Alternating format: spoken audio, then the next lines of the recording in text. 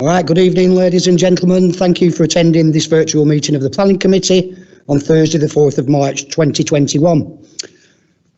My name's Councillor Caleb Tomlinson and I'm the chair of this committee. Also in the chamber this evening is Councillor Mal Donoghue, who is the vice chair. This is an audio and video meeting. It is being recorded and the stream will also be live on YouTube. The web address for this is displayed on the agenda for the meeting. If you've joined the meeting because you're a member of the public who has registered to speak, please note you have a time limit of up to 4 minutes. Please unmute your mic when I invite you to speak. The Shared Legal Services team leader, Alex, will operate a stopwatch and will confirm when your time runs out. You should then finish, or if in the middle of making a point, wind up within a few seconds and finish speaking. After each report has been presented and any speakers have made their representations, I will bring the application into committee. If any committee members wish to speak on an application, you should use the raise hand function to notify our moderator. I will then invite you in order. Alex will repeat the motion before the vote is taken to ensure everyone is aware of what is being voted on. I will call each member alphabetically to vote and Alex will confirm the outcome of the decision. Please can I ask all members to confirm they can see, hear and speak before the meeting begins. I will call you alphabetically. Councillor Will Adams. Yes, Chair. Councillor Mel Donoghue. Yes, Chair. Councillor James Flannery. Yes, Chair. Councillor Mary Green. Yes, Chair. Councillor Harry Hancock. Yes, Chair. Councillor John Hesketh. Yes, Chair. Councillor Chris Lomax.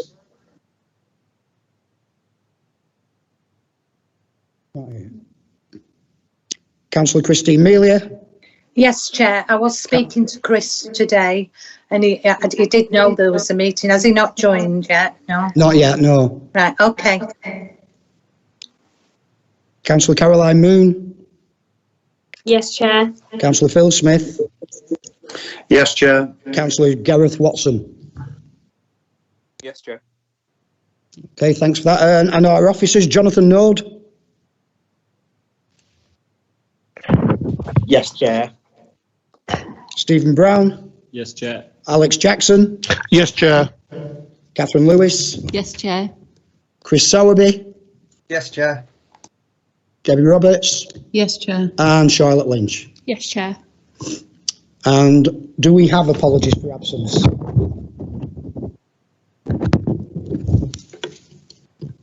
None that I'm aware of, Chair. Okay, thanks for that. All right, do we have any declarations of interest? Chair, item number 7. Okay, go ahead, Jim. It's in my ward.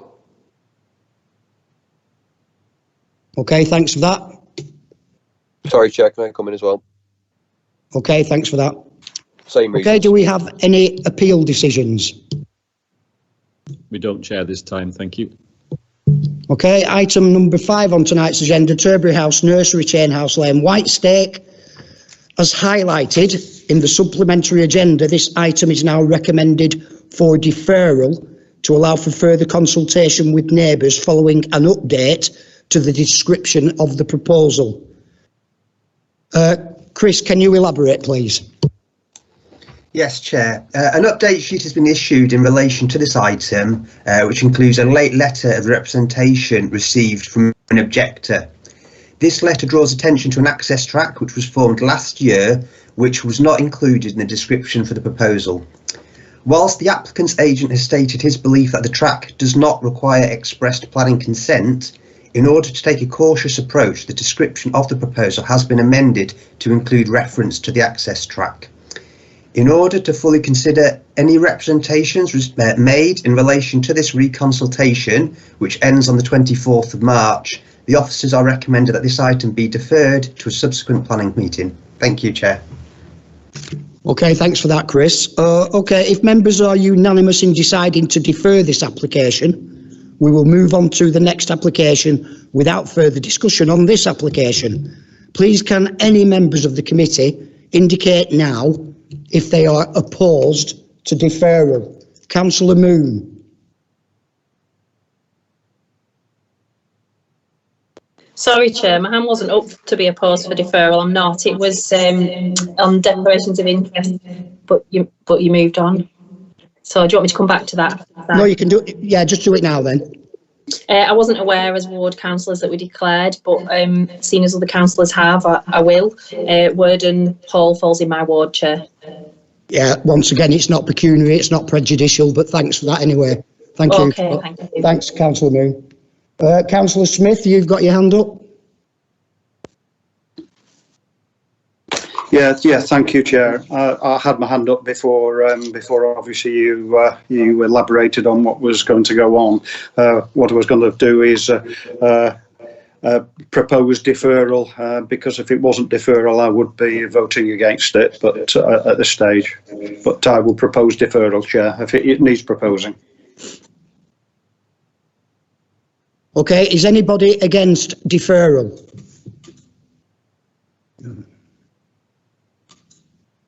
Okay, we'll defer that then. Thank you very much.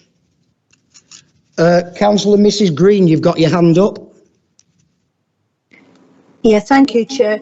No, it was just a general query about declaration of interest.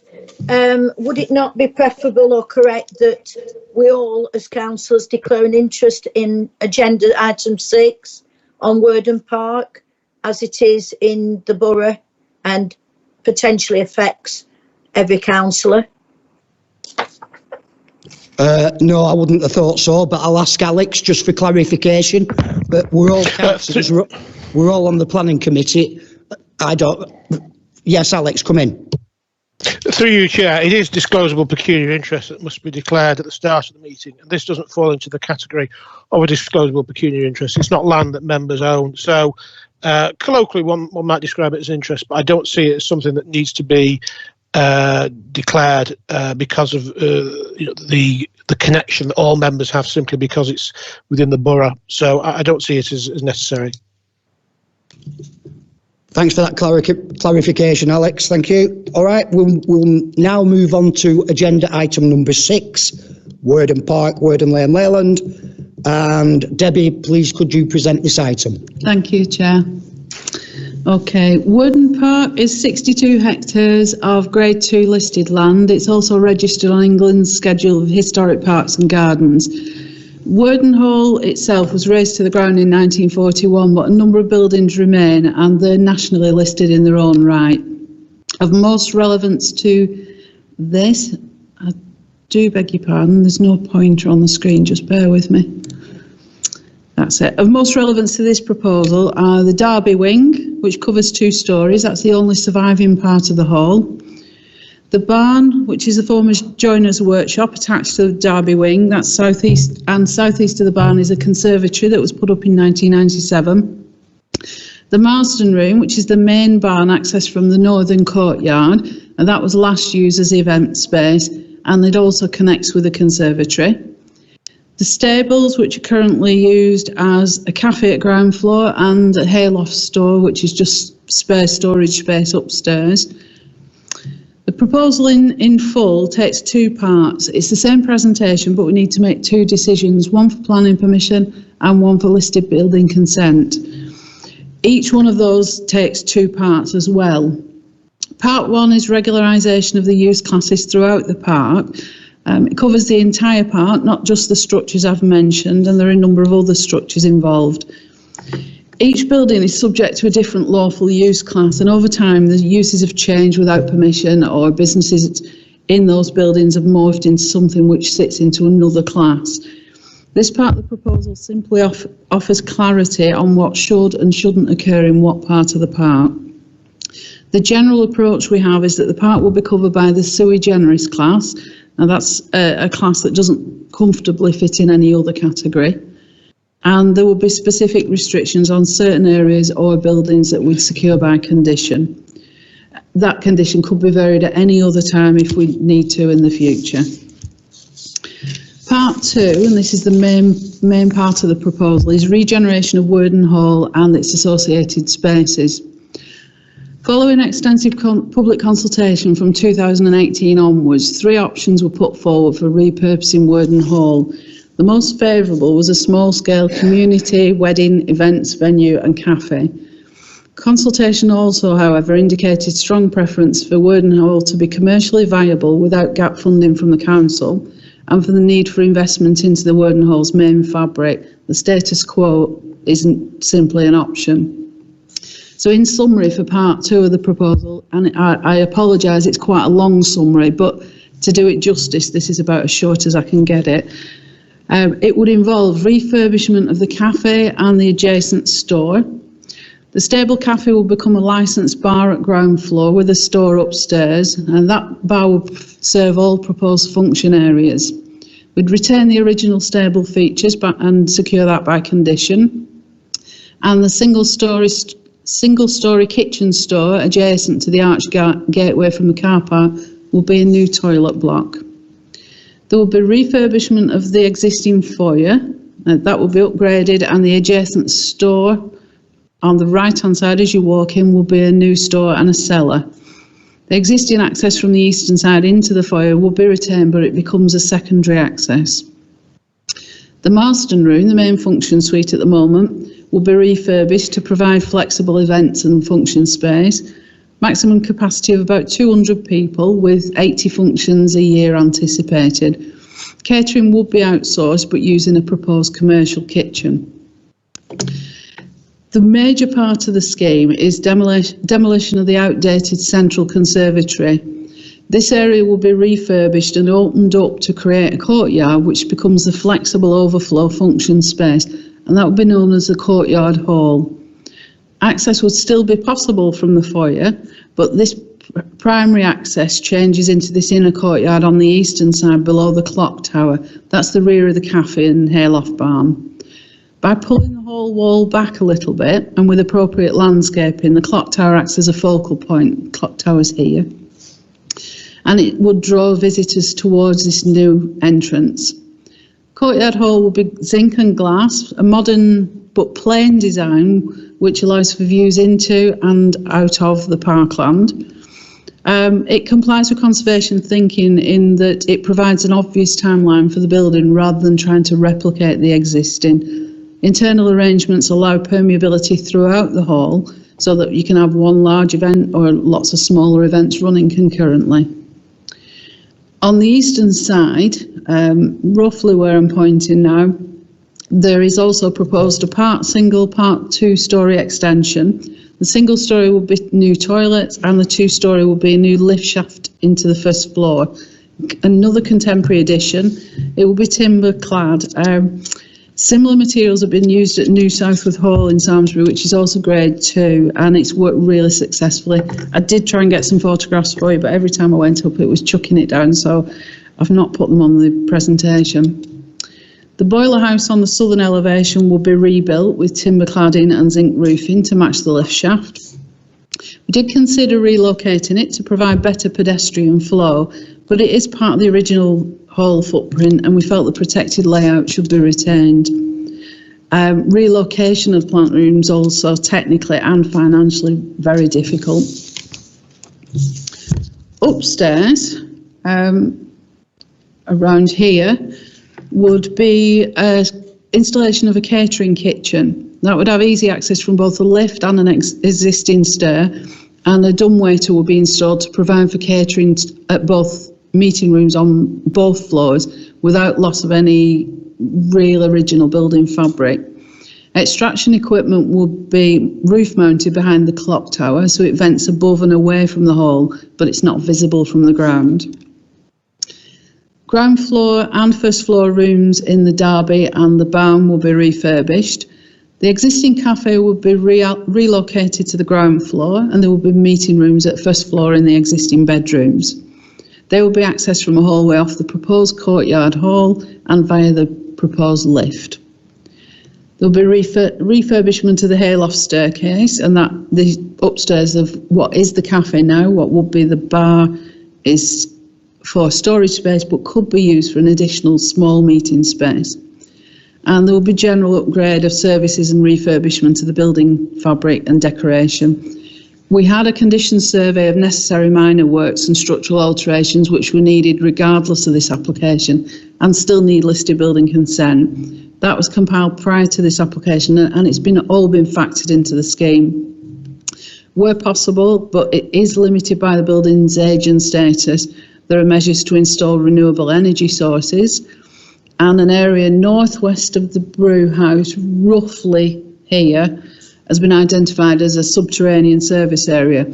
So it will connect to the plant room here via this unserviced path to provide for ground source heat pumps. Electric vehicle charging points were requested by Environmental Health, but we felt that because of the visual impact they would have on the hall, because they'd need to go around here in the car park, it wasn't really acceptable. The parks team have confirmed that they are planning to put charging points elsewhere in the park in the near future, and they would increase the numbers because of that. There's also a plan of landscaping works, and I'll run through that slide in a bit. The craft business units, the brew house and the vine house aren't to be refurbished, but they do form part of the wider complex and can in time become part of the overall use, and this permission covers for that. Okay, so the top slide is the eastern elevation. We've got the new lift shaft, 2-storey, single-storey lift shaft with cladding.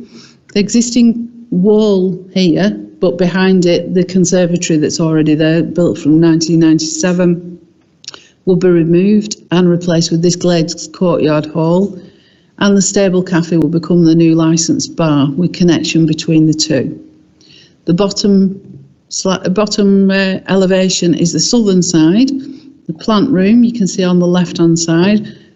Ground source heat pump area will be roughly here where I'm showing, and you can see the lift shaft on this side. There are batten windows just to break up that elevation on there. The top one on this slide is the northern elevation. So we've got the Marsden room on the right, that's the main event space. The stable cafe on the left, that's the new bar, and secondary access between the cafe and the Marsden, which is currently the main entrance. And this bottom slide is the western elevation. So we've got the Derby wing, which will be cafe and meeting rooms, and a new catering kitchen upstairs. Very roughly, the left-hand drawing is the ground floor plan, and the right-hand one is the first floor. Purple areas will be event space. The yellow will be the cafe. Pale blue is the foyer and the new courtyard hall. The red is the licensed bar, and the car park is up here. The turquoise bit is the new catering kitchen, so it's accessible for both floors. And green areas are storage, toilets and ancillary functional space. Also part of this scheme is alteration to the car park. This corner of the car park will be remodelled to make room for another 11 spaces, over 30 spaces in all, and a small island that's currently in the middle of the car park will be taken out to make manoeuvring a little bit easier. 9 trees and the island will be removed, but we've got a planting strategy agreed with the parks team to put trees in elsewhere. Electric vehicle charging points, as I mentioned earlier, will be on the main car park at a later date, and the area marked X will be the subterranean pump installation. That's just an overview of the landscaping arrangement to draw people into this new eastern entrance. The paving also includes, and you can just see it with the red lines, that paving will mark out the boundary of the original hall, which is quite a nice touch. Okay, photographs to put this into context. I won't be much longer. The eastern side, so the courtyard hall, this wall here will be taken out, and the courtyard hall would be pushed back following demolition of this, a new focal point. The northern elevation, which is a stable cafe, so this would be the new bar and store, and this will be the secondary entrance where it's now the primary through into the courtyard hall. This is a Marsden, the event room. This is just the western side facing the craft unit, so again the Marsden event space. The cafe will be downstairs here, and upstairs will be a catering kitchen and meeting rooms. And the southern elevation. This courtyard space on the eastern elevation is where the new entrance would be, but this is proposed to be an outdoor eating space, more of an informal tables and chairs when needed space. Okay, and just that's where the car park extension will be. It's minor change, but it does need permission. We put 4 site notices up and a newspaper advertisement, and we did extensive consultation with 84 neighbours, park building tenants and ward councillors, and we've had 2 letters of support. No objection, and it was positively received during pre-application consultation. So we would therefore recommend approval of planning permission and that listed building consent is granted subject to the conditions on the report before you. Thank you, Chair. Thanks very much for a very detailed report, Debbie. Can you just give committee some timescales that we're looking at? There are a few different timescales bandied about, but if this is approved now and we discharge the conditions, we're looking at possibly autumn-ish, but possibly one of the members who may speak later might be able to give us an indication. Thank you, Chair. Brilliant, thanks for that. Okay, I don't have any members not on committee wishing to speak. I don't have the applicant. I don't have any members of the public wishing to speak. Okay, Councillor Flannery. Thank you, Chair. Can you hear me okay? Yes, we can hear you fine, thanks. Thank you. Okay, thanks. Debbie, what a fantastic presentation. I've just been making some notes as you were going through. It's an answer to sort of where we're coming out of, really. It's a great investment. It's an iconic building, it's an iconic park. It's got a rich history. And what we're creating here is a dynamic hub for the residents of the borough to enjoy. And I've been involved in projects like this in the Liverpool City region. This is not easy to do. So the very fact that you're involved in things like zero carbon, ground source heat pumps, U-values at the best ever levels, it's a credit to everyone involved. So just another list there before I move to my recommendation. Support for SMEs, support for local employment, great investment in an asset, a sustainable project, historic saving of buildings and enjoyment for residents. So everyone involved, absolutely superb, well done, and I'm going to propose approval. Thank you, Chair. Okay, thanks for that, Councillor Flannery. Councillor Adams. Thank you, Chair. Yeah, just to second that, I think it's I've been fortunate enough to be on the scrutiny committee and listen to the officers and the cabinet member discuss this project. So it's actually very good to see it come to fruition. Debbie's excellent presentation there showcased, I think, the high calibre of building work that's going to be carried out. And obviously, as Councillor Flannery said, in a futuristic way as well in terms of our green agenda. So I'm very proud and happy to support the application and again want to congratulate everyone involved who's been part of it. Okay, thanks for that, Councillor Adams. Do we have anybody else on committee wishing to speak on this application? No, okay, we've had a proposer and we've had a seconder, so I suggest we go straight to the vote. Councillor Will Adams. For. Councillor Mal Donoghue. For, Chair. Councillor James Flannery. For, Chair. Councillor Mary Green.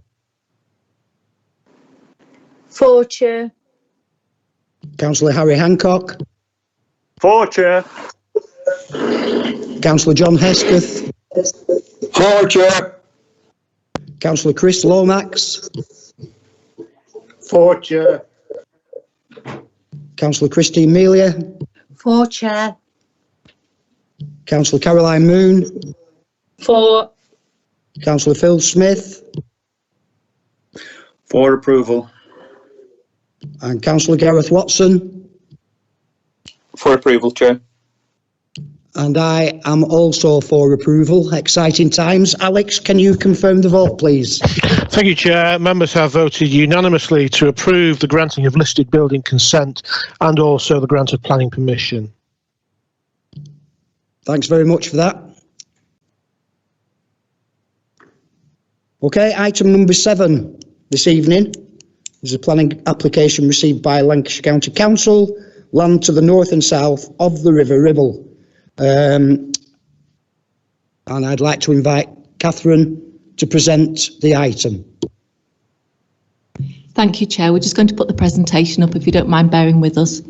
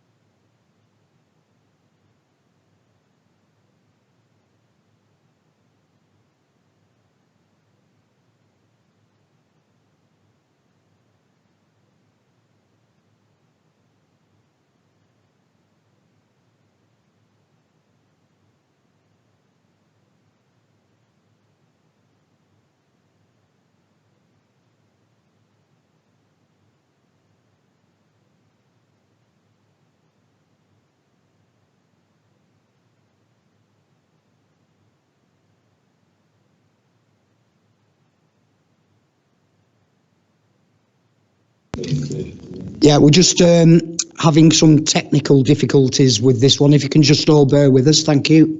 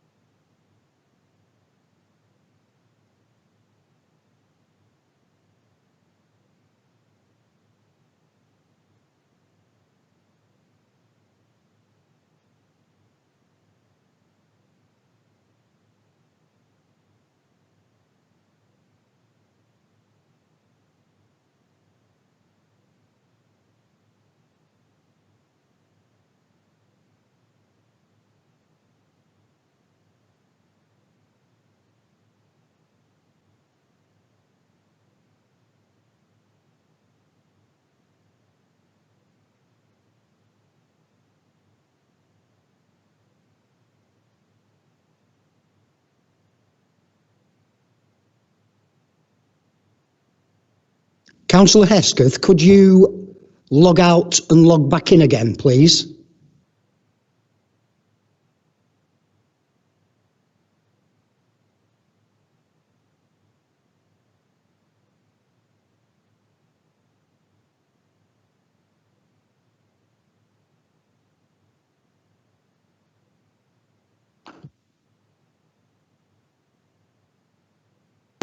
Is that okay?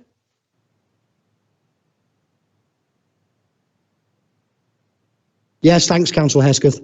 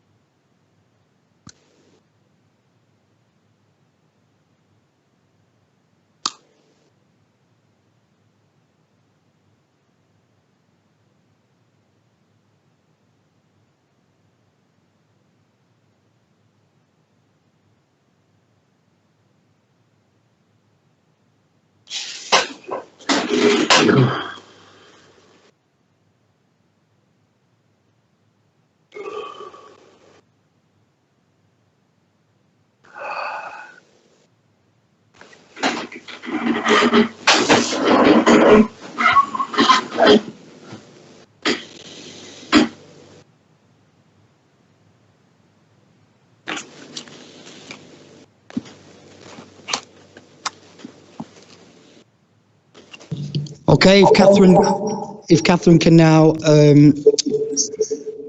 present the report. Thank you. Okay, thank you, Chair. Sorry about that. It's taken some time to upload the PowerPoint for this application. This planning application has been received by Lancashire County Council and it relates to land to the north and south banks of the River Ribble. To reduce flooding incidents of the River Ribble, the Environment Agency has identified a programme of works known as the Preston and South Ribble Flood Risk Management Scheme. Lancs County Council will determine the application, but both South Ribble Borough Council and Preston City have been consulted and this report seeks your views. So to provide some context, the scheme seeks to reduce the high level of flood risk to around 5,000 properties, including over 500 businesses along the River Ribble and Darwen, and is split into 5 areas with an overall investment of £45 million. This report and this first slide relates to the first area, and this is the Rivers Way, Broadgate and Lower Penwitham scheme. This will cost approximately 14 million to deliver, with over 6 million in grant fund from the European Regional Development Fund.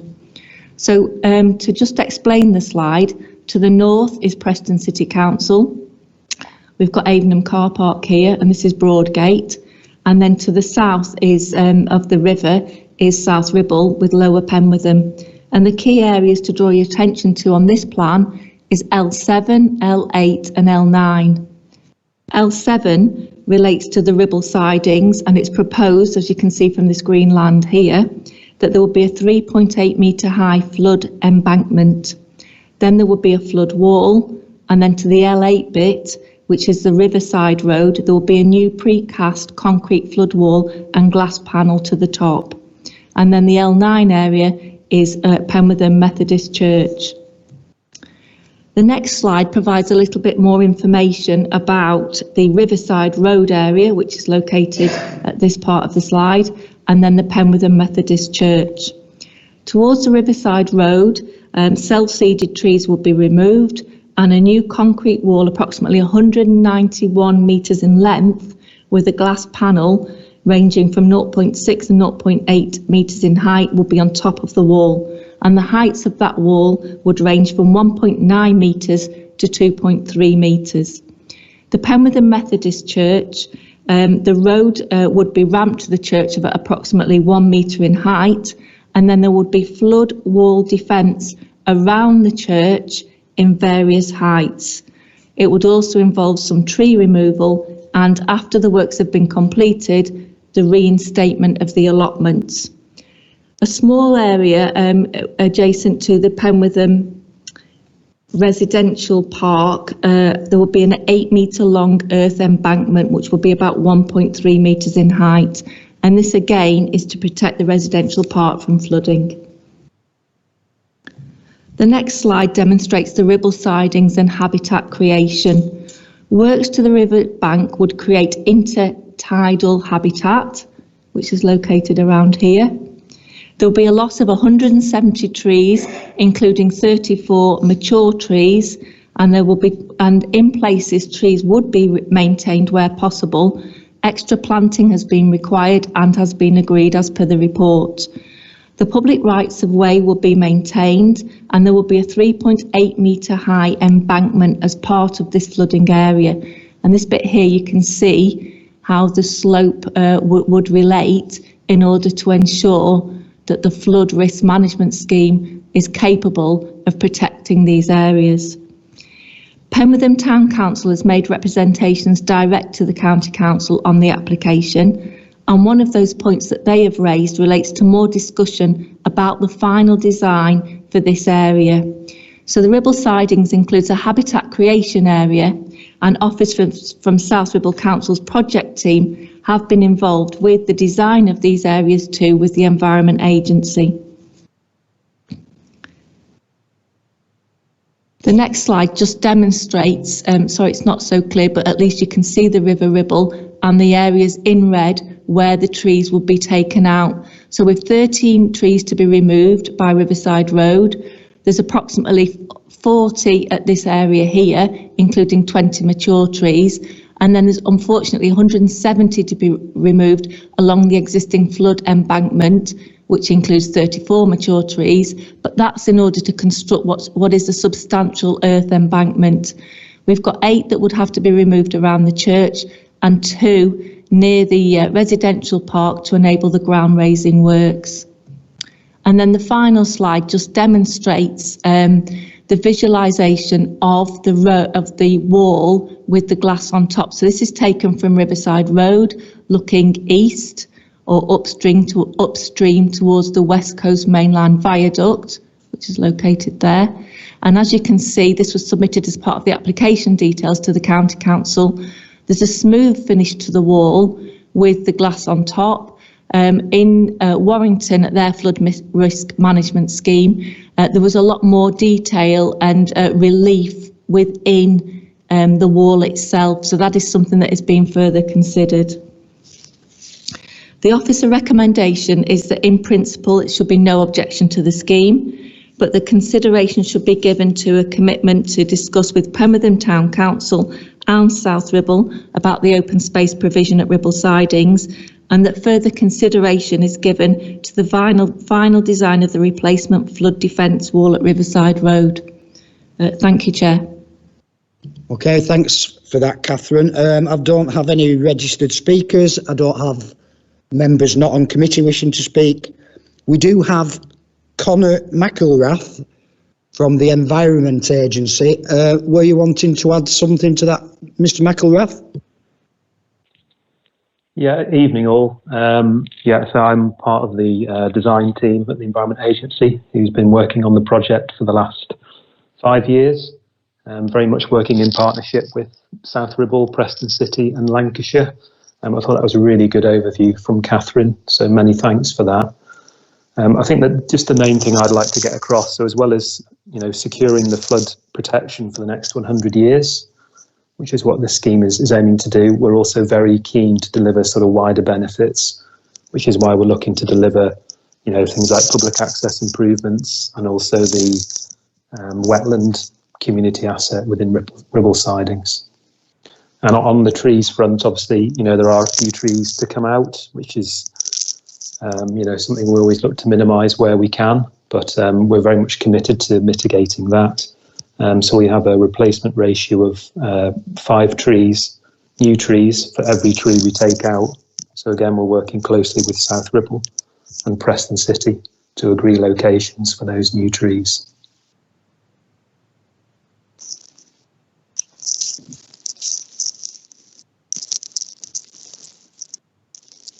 Okay, yeah, okay, thanks for that. Okay, I will bring this application into committee. If you wish to speak, raise your hands to notify our moderator that you wish to speak.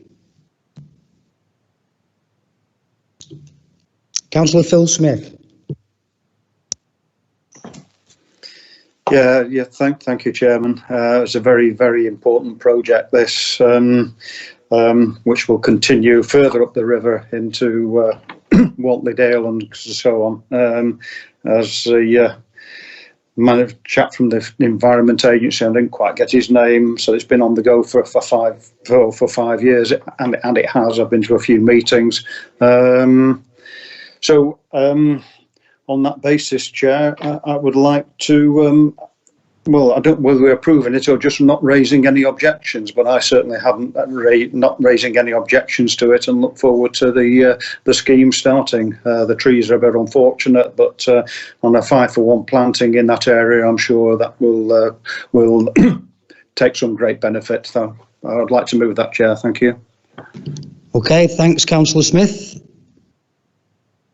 Councillor Gareth Watson. Thank you, Chair. Yeah, this is another one that I've been following closely myself as well. I've attended Environment Agency presentations previously, and it's clearly something that's needed for the area, and it's a very good scheme. It's been very well put together, and if it does need seconded, I'm more than happy to second it. It's something I'd certainly want to see going ahead as soon as possible. Okay, thanks for that, Councillor Watson. So do we have anybody else? Councillor Flannery. Thanks, Chair. Yeah, just to add what my colleagues have said, this is an important scheme. This is one of those big infrastructure projects which has been in the pipeline for a long time, and there has been some significant flooding of late down in Middleford. So yeah, it's good to see the scheme on the table. So well done. Thanks, Councillor Flannery. Councillor Adams, and then Councillor Hancock. Thank you, Chair. Thank you, Catherine, for your presentation. I'd just like to state, I think, obviously we'll support this application. As others have mentioned, it's of critical importance to protect residents and businesses within Lower Penwitham and further afield as well. I do have a few concerns, and would just like them noted and taken into consideration, to kind of further mitigate the concerns that have been raised by residents, really. Penwitham Allotment and Garden Association have raised quite a few concerns regarding this application.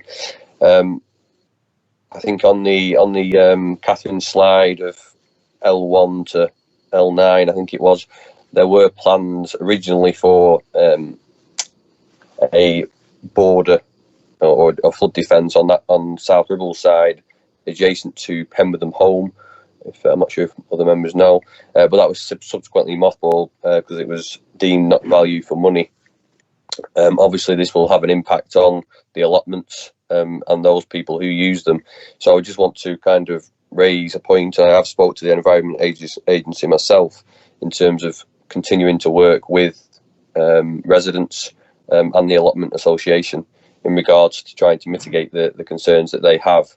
Obviously, they don't want to see this to be stopped, because they also, like me, see the great benefit in terms of protecting homes and businesses, which is the most important thing. But if we could try to continue to work together as with other partners to try and make something happen in terms of, if we can do anything about it, then we should do something about it.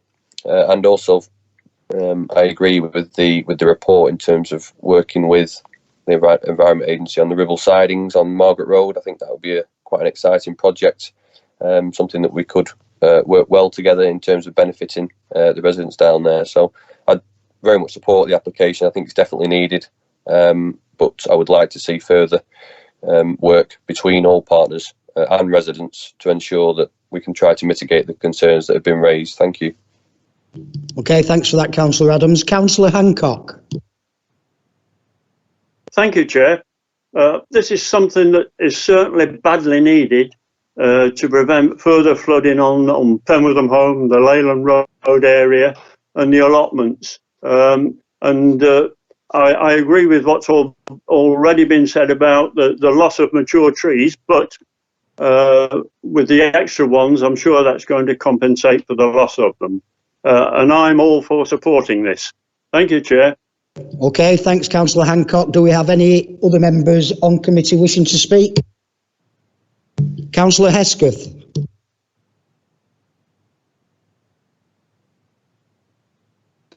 Thank you, Mr. Chairman. I'm all for this project. It actually should help the local residents. It's certainly welcome. There is one particular point that I like to, I often mention, and that's the fact that it hasn't helped this type of problem since they stopped dredging the river. Where the river passes my property, I can actually walk across it at low tide, which is something I could never do as a young person. So I presume that this is trying to rectify things that would have helped. It would have helped if the river had been dredged, Mr. Chairman. That's all I'd like to say. Thank you. Okay, thanks for that, Councillor Hesketh. Do we have any other committee member wishing to speak on this application?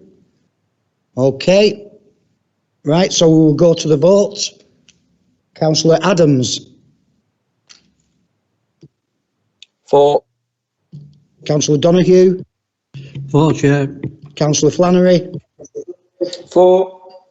Councillor Mary Green. For. Councillor Hancock. For, Chair. Councillor Councillor Hesketh. For, Mr. Chairman. Councillor Lomax. For. Councillor Amelia. For. Councillor Moon. For. Councillor Smith. For. And Councillor Watson. For approval, Chair. And I am also in favour of approval. Alex, will you confirm the outcome of the vote, please? Thank you, Chair. Members have voted unanimously that they will raise no objection in principle to the proposal, but that ask that LCC consider the various aspects listed at paragraph 2 of the report. Okay, thanks for that, Alex. Thank you very much. All right, item number 8 this evening, minutes of the meeting held on 14th of January 2021 to be signed as a correct record. Do I have a proposer? Yes, Chair. Thank you, Councillor Flannery. Do I have a seconder? Yes, I'll second those, Chair. Thank you, Councillor Donoghue. So we are going to go straight to the vote on these. They've been amended twice. So can I have Councillor Adams? For. For, Chair. Councillor Flannery? For. Councillor Mary Green? For. Councillor Harry Hancock? For, Chair. Councillor Hesketh? For, Chair. Councillor Lomax? Oh, sorry, Councillor Lomax, you weren't at that meeting. That's correct. Okay. Councillor Amelia? For. Councillor Moon? For. Councillor Smith? Thank you, Chair. I did have my hand up to speak, but no matter, just as important that we take 8 and 9 together because that makes it relevant, and I'm glad to get it off the desk. Thank you. Annex Thank you, 4. Councillor Smith. Councillor Watson. For approval, Chair. Okay, I will sign those records immediately.